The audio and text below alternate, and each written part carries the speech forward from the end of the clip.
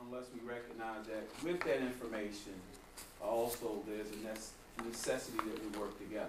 You know, knowledge is one thing, but if we don't apply it, we don't use it, you know, it goes for naught. You know, so we want to thank you, Brother Asante, for. I don't know,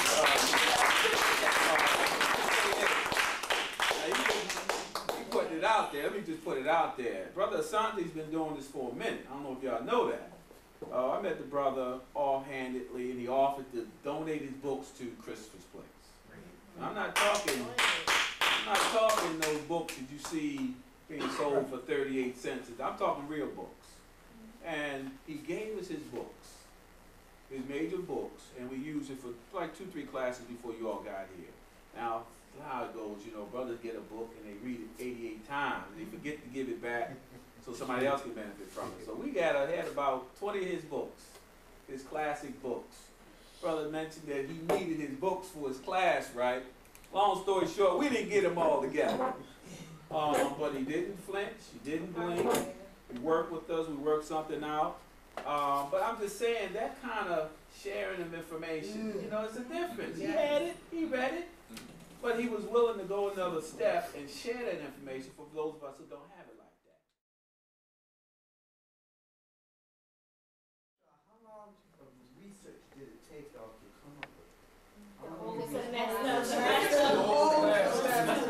Yes, we came together. There's a lot of information that Professor Asante was giving us, you know, reading, and a lot of reading that we did, so we was able to go back and then go find our own results and research and things like that. But a lot came from our professor giving us, steering us towards the right direction. Okay. So that's because we have no knowledge of self or no knowledge of where we come from.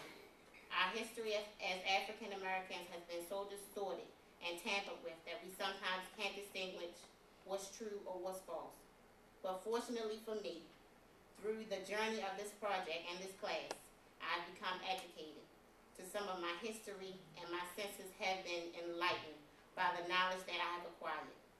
Through my journey of the Freedom Project, I have created my own path. And to me, it's one of importance, sacrifice, nobility, and dignity. Before this project, or African American Literature 210, Mr. Asante's class, I was a lost soul with lack of self-love or knowledge of self. And I have to admit, I hated the beginnings of this class because I thought his demands were unrealistic. But as I endured the struggle given to us, I have achieved power, a type of inner power I could not have achieved in any other class. I have come to learn myself and know my history through the readings of Chinua Achebe, the slave narratives, and the one I related to the most, Their Eyes Were Watching God. I have become the snake that once was in the belly of the frog.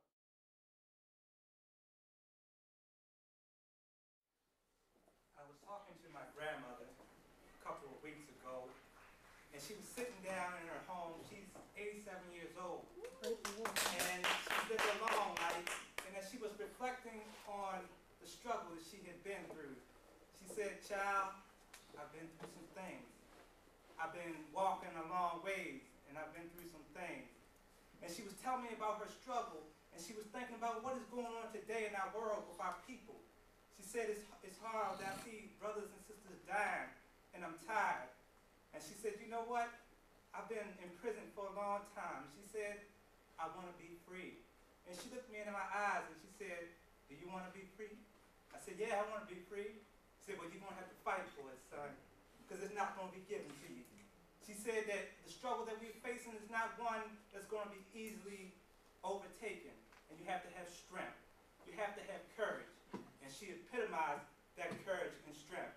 And so as I looked at my students, and I see courage and strength in their eyes, I see the hope of the future that we have for ourselves today. And as I look at the brothers and sisters in here, I see hope and the courage. If we're going to get free, how are we going to get free? Who's going to do it? Well, first of all, we have to look in the mirror. We have to look at ourselves and ask us, what can we do? I saw for myself that my class had a struggle, and I said, we need to figure out what are the keys to liberation. We read Willie Lynch's letter, and we read how we have been enslaved, how we have been in prison. And I wanted them to think about, well, How do we get free? What are the keys to freedom? And that's what this project was all about. It was about freedom.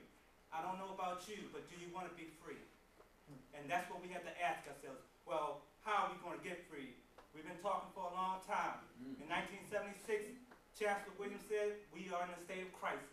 Well, it's 2006, and we are still in a state of crisis. So how do we get free? And this is what my students have presented to you today about freedom. I thank you for coming. We